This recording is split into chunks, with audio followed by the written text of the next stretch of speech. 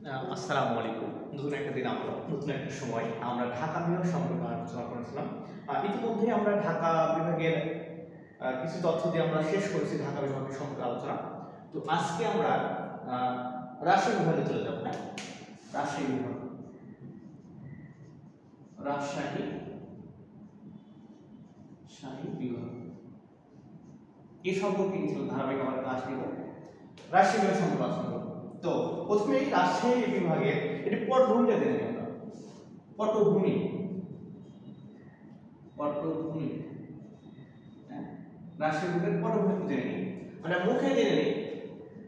ঠিক আছে, পটভূমি সম্পর্কে সেটা হচ্ছে 1829 সালে 1829 সালে তিনটি বিভাগ গঠন করা হয়। প্রথম 1829 সালে ব্রিটিশ শাসনামল, কোন শাসনামল যদি আমরা বলি ব্রিটিশ শাসনামল, ব্রিটিশ শাসনামলে 1829 সালে তিনটি বিভাগ ছিল, তখন প্রথম গঠন করা হয়। এক নম্বর হচ্ছে ঢাকা বিভাগ, দুই নম্বর রাজশাহী বিভাগ, আর তিন নম্বর হচ্ছে চট্টগ্রাম বিভাগ। তার মধ্যে রাজশাহী, ওই রাজশাহী বিভাগ এই 1829 সালে গঠন করেছে, তখন তিনটি বিভাগই ছিল, এর বেশি কোনো বিভাগ ছিল না।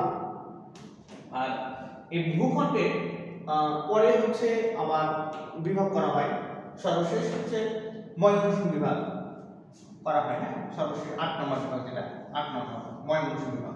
এর সম্পর্কে আলোচনা করব, ধারাবাহিকভাবে যাব। তো পটভূমিটাই খুব বেশি বাড়াবো না।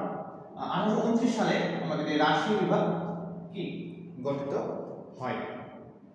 আজকে পর্যন্তই, এরপরে আবার আলোচনা করব। সবাই ভালো থাকবেন, সুস্থ থাকবেন। আসসালামু আলাইকুম। তবে এই বিষয়, এই সালটা মনে রাখবেন, 1829 সাল। ঠিক আছে।